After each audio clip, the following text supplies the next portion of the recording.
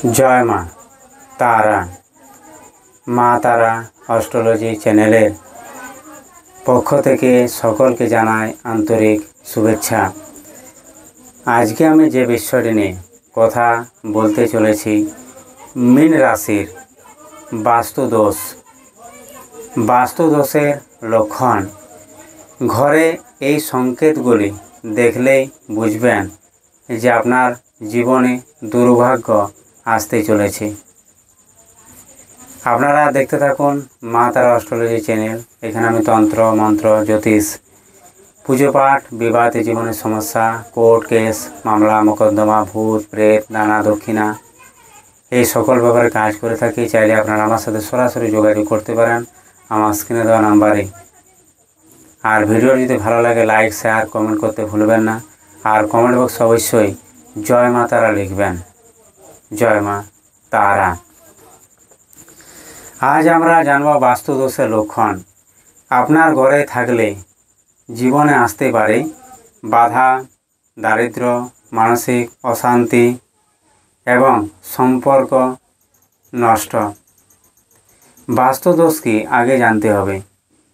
বাস্তুদোষ হলো এমন এক অশুভ শক্তির বাধা যা আমাদের ঘরের ভুল নির্মাণ, দিকের ভুল বা ধর্মীয় ত্রুটির কারণে তৈরি হয়।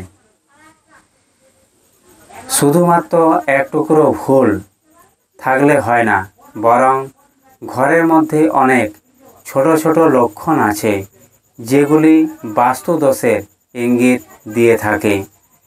প্রথম লক্ষণ, পরিবারের কেউ না কেউ বারবার অসুস্থ হয়ে পড়েন কিন্তু চিকিৎসা করলেও সেরে উঠছেন না। 1 নম্বর লক্ষণ। 2 নম্বর লক্ষণ হচ্ছে ব্যবসা ঠিকমতো চলছে না, টাকা আসছে কিন্তু আটকে যাচ্ছে। এটা উত্তর বা দক্ষিণ পূর্ব কোণের বাধা হতে পারে। 3 নম্বর হচ্ছে বারবার ঘরে পিঁপড়ে, ইঁদুর, আরশোলা, তেলাপোকা ঢুকে পড়ছে। এটা বাস্তুদোষের সবচেয়ে শক্তিশালী কিন্তু এটা দোষের ইঙ্গিত। টবে বা বাগানে আপনি গাছপালা লাগাচ্ছেন, সেই গাছপালা কিন্তু আপনার বাড়ছে না, গাছপালা দিন দিন শুকিয়ে যাচ্ছে। এটা কিন্তু একটা নেগেটিভ এনার্জির প্রভাব আপনার বাড়ির উপর পড়ছে। বাড়িতে কেউ নিয়মিত দুঃস্বপ্ন দেখছেন, ঘুম ভেঙে যাচ্ছে, সবসময় মনের মধ্যে একটা আতঙ্ক কাজ করছে, এটা বাস্তুদোষের লক্ষণ। বারবার ঘরে জাল বা মাকড়সার জাল পরিষ্কার করেও দেখতে পাওয়া যায় ঘরে অশুভ শক্তি প্রবেশ করছে ধীরে ধীরে।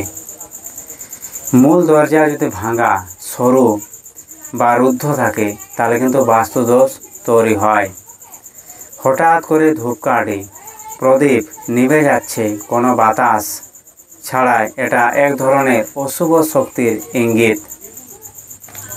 পাখি বা পশুর মৃতদেহ যদি ঘরের চারপাশে বারবার দেখা যায় তাহলে বাস্তুদোষ বা অশুভ শক্তির প্রভাব বুঝতে হবে। উত্তর পূর্ব কোণ যদি বন্ধ বা ময়লা থাকে তাহলে জ্ঞান এবং মানসিক শান্তি এবং ভাগ্যে বারবার কিন্তু তার বাধা পড়ে।